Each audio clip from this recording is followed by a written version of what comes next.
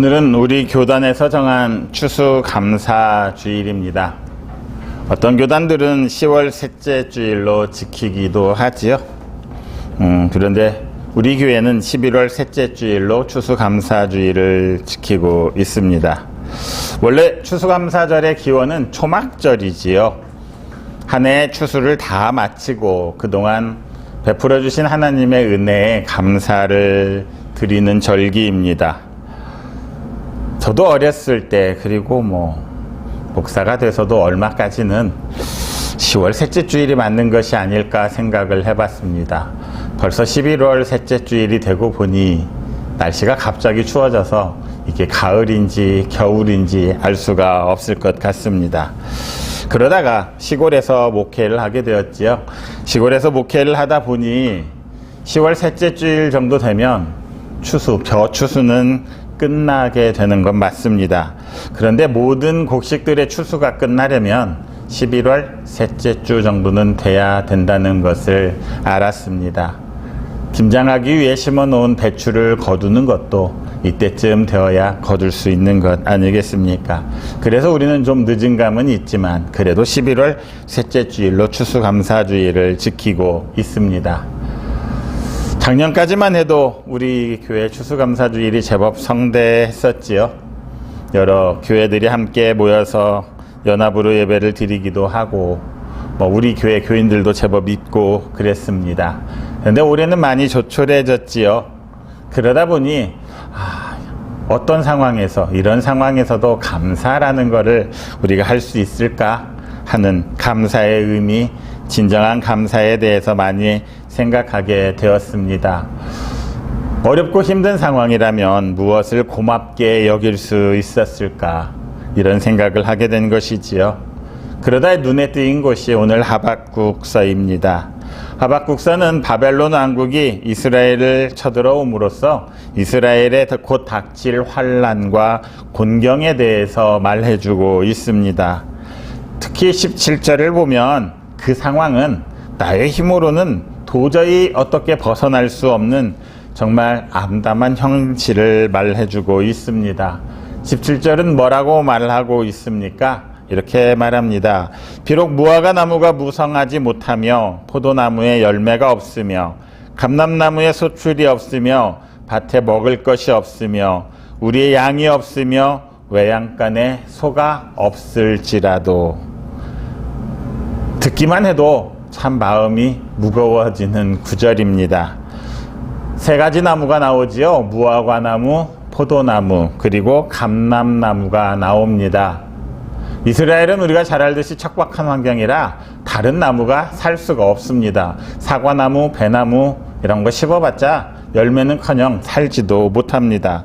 그러니까 다른 나무를 심을 수도 없고 심는다 해도 자랄 수가 없는, 오직 이 세 가지 나무만 자랄 수 있는데 그마저도 문제가 생겼습니다. 무성하지 못하답니다. 열매가 없습니다.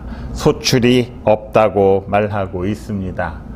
밭에 먹을 것이 없으면 다른 거라도 있어야 할 텐데 다른 상황도 더 암담합니다.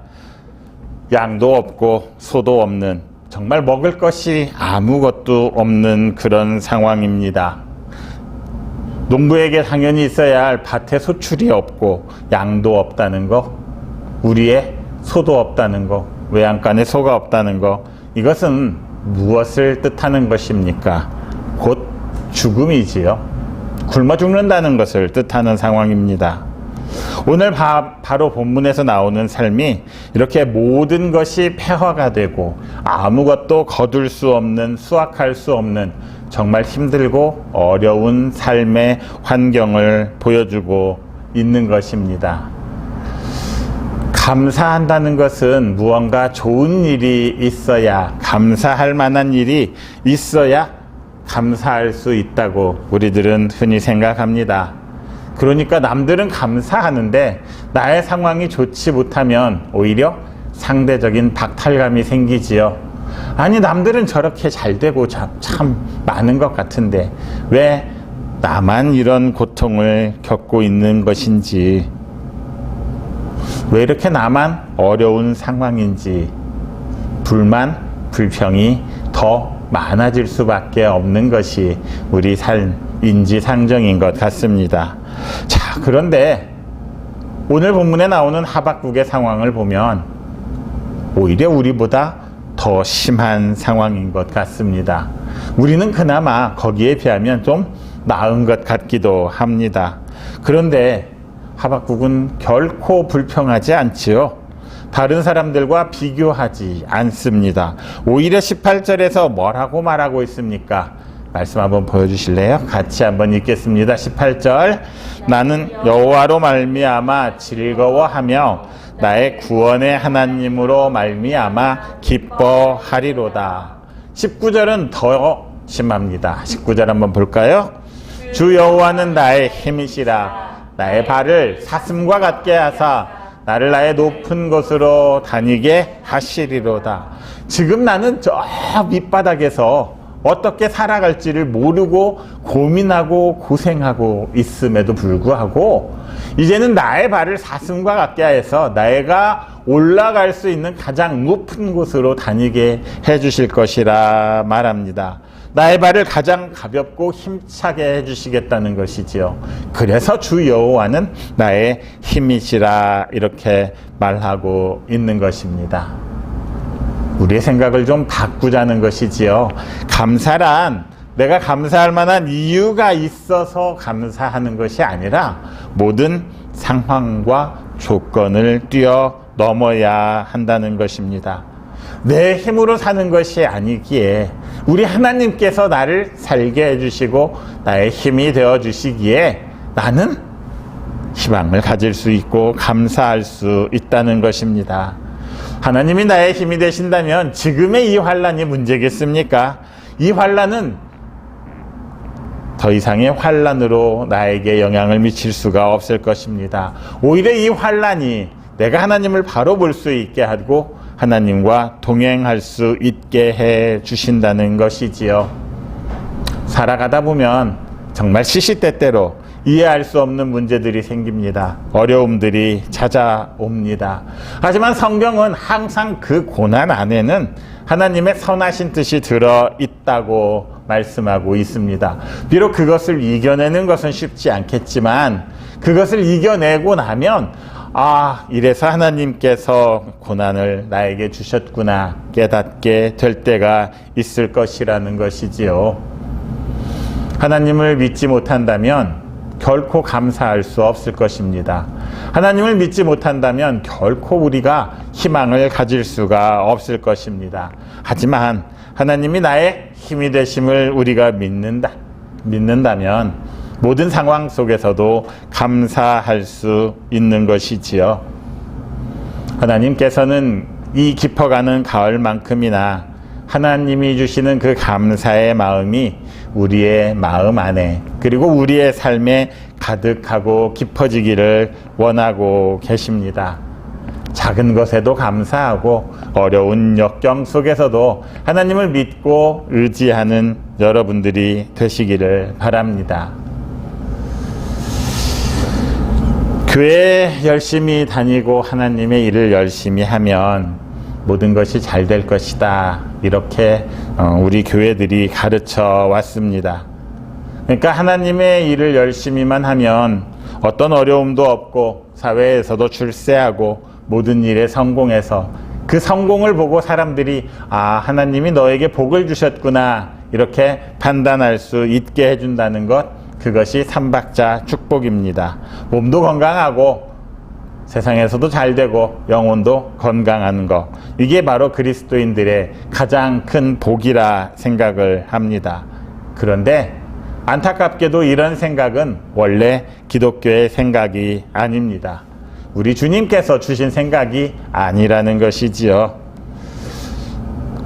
어쩌면 이런 기복신앙의 기초에는 오랫동안 타 민족의 지배를 받아왔던, 침략을 많이 받고 힘겹게 살았던 우리 민족의 역사가 많이 작용하고 있는 것 같습니다. 그러니 모든 사람들이 다 복을 원하지요. 특별히 잘 못 사는 나라의 사람들은 잘 먹고 잘 사는 것을 복으로 여기는 것 같습니다. 자, 그런데 우리의 인생에도 하나님을 믿고 하나님의 일을 하는 우리에게도 이렇게 어려움이 찾아오고 힘들 때가 있습니다. 아니, 하나님이 세우신 그 교회를 하겠다는데 왜 이렇게 안 되는 것입니까? 왜 부응하지 못하는 것입니까? 이런 고민들, 생각들이 우리에게도 있을 수 있다는 것이지요. 오늘 신약의 본문인 데살로니가전서 5장 16절에서 18절까지를 보면 하나님은 바울 사도를 통해서 이렇게 말씀하십니다. 같이 한번 읽겠습니다. 항상 기뻐하라, 쉬지 말고 기도하라, 범사에 감사하라. 이것이 그리스도 예수 안에서 너희를 향하신 하나님의 뜻이니라. 바울이 쓴 데살로니가전서는 바울과 실라라고 표현되는 실루아노가 사도행전 16장에 나오는 빌립보에서 매를 맞고 감옥에 갇혀 있다가 석방된 바로 직후에 개척한 교회가 데살로니가 교회입니다. 이 교회에 보낸 편지이지요. 그런데 오늘 본문을 보면 바울과 실라는 모든 일에 범사에 감사하라 이렇게 말하고 있습니다. 바울이 그 전에 빌립보를 가게 된 계기가 무엇입니까? 원래 바울은 빌립보 쪽으로 갈 생각이 없었습니다. 원래는 유럽 쪽으로 나가고 싶어 했지요. 그런데 성령께서 그 길을 막으셨습니다. 그리고 지금 소아시아 쪽으로 방향을 틀어버리신 거죠. 성령의 인도하심에 따라 빌립보에 왔던 것입니다. 그러면 어찌 돼야 됩니까? 오자마자 정말 불같이 부흥을 하는 것이 맞겠지요. 모든 사람들에게 다 존중을 받으면서 모든 일이 다 형통하게 잘 되어 가는 것이 맞을 것입니다. 가려는 길을 성령께서 막으시고 이쪽으로 돌리셨기 때문입니다. 그런데 빌립보에 도착하자마자 아주 호된 시련을 당합니다. 점치는 귀신 들린 여종을 만나서 귀신을 쫓아주었습니다. 그러니까 말하자면 무당에게 들은 귀신을 쫓아내어 버렸던 것이지요. 그런데 그 종의 주인들은 어떠했겠습니까? 이 종이 정말 귀신같이 잘 맞춰서 그걸로 떼돈을 벌고 있었는데 이제 귀신이 나가버리고 나니 돈을 벌 수가 없었습니다. 결국 감옥에 갇히게 되지요. 옷이 찢기고 발가벗긴 채로 심하게 매를 맞습니다. 찾고 요즘으로 말하면 수갑 같은 거에 채워져서 감옥에 갇히게 된 것입니다. 아니, 하나님의 약속만을 믿고 인도하심만을 믿고 이 빌립보에 왔는데 오히려 억울한 죄목으로 뒤집어 쓰고 로마인들에게 맞고 갇혀 있는 것입니다. 지금 감사하라는 그 상황이 감사할 수 없는 상황이었던 것이지요. 우리가 생각하는 것처럼 바울이 워낙 잘 되어가지고 그냥 감사해라, 이 모든 것을 주신 하나님께 감사해라 이렇게 말한 것이 아니라는 것입니다. 바울은 정말 생각지도 못한 날벼락을 맞았습니다. 그런데 그가 하나님을 원망하며 땅을 치고 통곡하였겠습니까? 그렇지 않다는 것이지요. 그가 빌립보 감옥에서 어찌했는지를 사도행전 16장 25절은 이렇게 전하고 있습니다. 한밤중이 되어 바울과 실라가 기도하고 하나님을 찬송하며 죄수들이 듣더라. 이미 많이 맞았습니다. 많이 참 아프고 고통스러웠겠지요. 감옥이라는 상황은 모든 것이 통제되고 모든 것이 막혀버린 상황이기에 더 두렵고 떨렸을 것입니다. 그런데 바울 역시 하나님이 나의 힘이 되시는 것을 알았습니다. 하나님께서 모든 상황을 주관하고 계신 것을 믿었지요. 그러기에 그는 기뻐할 수 있었고 감사하며 기도와 찬송을 올릴 수 있었던 것입니다. 항상 기뻐하라, 쉬지 말고 기도하라, 범사에 감사하라. 그의 삶이 너무나 좋아서 평온해서 편안하게만 살아서 이런 말씀을 전한 게 아니라는 것입니다. 지금 말하는 것처럼 모든 것이 잘 되는 하나님의 복이 있었기에 그가 이런 표현을 했던 것이 아니라는 것입니다. 오늘 본문에 있는 범사에 감사하라는 말은 영어로는 모든 상황 속에서 그게 범사라는 것이지요. 모든 상황이라 하면 좋은 상황도 있겠지만 힘들고 어려운 상황도 있음을 말해주고 있습니다. 감사에 빠지지 말아야 할 것이 기도입니다. 예수님께서 오병이어를 그 기적을 이루실 때, 오병이어 하면 뭔가 대단한 것 같지만 물고기 2마리와 보리떡 5개, 이거는 그냥 젊은 사람들이 먹을 수 있는 한 끼의 도시락도 안 되는 그런 수준입니다. 뭐 엄청난 물고기가 아니라 그냥 손바닥만한 물고기, 거기에 작은 보리떡 5개지요. 조금 몸집이 큰 사람들은 그거 먹고는 배고플 것입니다. 그런데 그 수천 명의 군중들이 모인 상황에서 그거 도시락 하나밖에 없으면 이거 감사가 나오겠습니까? 그런데 우리 주님께서는 거기에 감사 기도를 하셨습니다. 아니, 성인은 5천 명이나 되는데 이거 보리떡 5개와 물고기 2마리 이거 어디다 쓰겠습니까? 이렇게 말하지 않았다는 것입니다.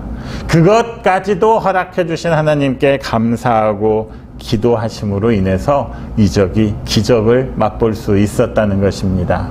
그래서 감사는 기도와 함께 붙어 있어야 감사가 나올 수 있다는 것입니다. 감사와 함께 빠져서는 안 되는 것이 바로 기도라는 것이지요. 우리가 감사할 수 있는 건 기도가 우리에게 원동력을 제시해 주기 때문입니다. 기도를 통해서 주님과 교제할 수 있고 주님이 우리에게 새 힘을 불어넣어 주실 수 있습니다. 그 교제를 해야만, 주님을 만나야만 주님이 우리를 향해 베푸시는 그 은혜가 얼마나 큰지를 알 수 있습니다. 그래야 어려움 속에서도 힘을 얻을 수 있는 것입니다. 우리의 감사는 사실 어떻습니까? 교회에 있으면 참 감사 헌금의 제목들이 많습니다. 그런데 뭔가가 원인이 있고 결과가 따라야만 감사가 되는 것을 알 수 있습니다. 성적이 올라서 감사하고, 키가 커서 감사하고, 좋은 집에 태어나서, 승진해서, 대학에 합격해서, 이런 감사들의 제목들이 있습니다. 어찌 보면 일반적이지 않은 나에게만 특별한 어떤 은혜가 있어서 감사할 때가 많다는 것이지요. 남들보다 나에게 더 많은 것을 허락해 주셨기에, 더 많은 것들을 누릴 수 있게 해주셨기에 내가 감사하는 경우가 많습니다. 그럼 반대의 경우는 어떻습니까? 상황이 바뀌어 버리면, 내가 누리던 것들이 사라져 버리면 그때는 감사할 수 없는 것이지요. 코 빠뜨리고 침울해져 있는 게 우리의 감사인 것 같습니다. 그런데 이 세상은 그렇게 따지면 감사할 것보다는 고난으로 더 많이 가득 차 있음을 알 수 있습니다. 그래서 감사는 모든 환경과 상황을 초월해야 한다는 것입니다. 하나님이 보시는 것은 조금은 우리와는 다르신 것 같습니다. 사람의 생각과는 다르신 것 같습니다. 그래서 우리는 이해할 수 없는 일들을 우리의 인생에서 많이 만나는 것 같습니다. 이사야 55장 8절과 9절에 이런 말씀이 있습니다. 같이 한번 읽겠습니다. 이는 내 생각이 너희의 생각과 다르며 내 길은 너희의 길과 다름이니라. 여호와의 말씀이니라. 이는 하늘이 땅보다 높음같이 내 길은 너희의 길보다 높으며 내 생각은 너희의 생각보다 높으니라. 우리의 생각으로 하나님의 생각을 재단하려고 하지 맙시다. 우리의 생각으로 하나님을 판단하려고 하지 맙시다. 하나님의 길은 우리보다 훨씬 높습니다. 하늘이 땅보다 훨씬 높다는 것은 누구나 다 인정하는 것이지요. 그런데 하나님이 우리보다 훨씬 높으신 분이라는 것은 잘 깨닫지 못하는 것입니다. 현재의 고난, 내가 이해할 수 없지만 나의 삶에서 일어나는 모든 사건과 문제들, 아픔들, 하나님의 뜻이 있음을 믿으시기 바랍니다. 나의 삶은 하나님이 주관하십니다. 이 고난을 통해서 나에게 어떤 유익을 주실지 기대하는 여러분이 되시기를 바랍니다. 나를 통해서 하나님이 영광 받으시기를 원하시고 계신다면 어떤 실패도 어떤 고난도 우리는 기쁘게 감사로 받아들일 수 있을 것입니다. 믿음은 그런 참 고난을 이겨내면서 드러나고 더욱더 성장하는 것임을 믿으시기 바랍니다. 우리 하나님께서는 오늘도 어쩌면 우리에게 고난을 주실 수 있을 것입니다. 그런데 그 고난이 우리에게는 유익이 될 수 있음을 믿는 여러분들이 되시기 바랍니다. 고난 속에서도 진정한 감사의 삶을 통해서 여러분의 참 믿음을 하나님께 보이고 사람 앞에 보이는 여러분들이 되시기를 바랍니다.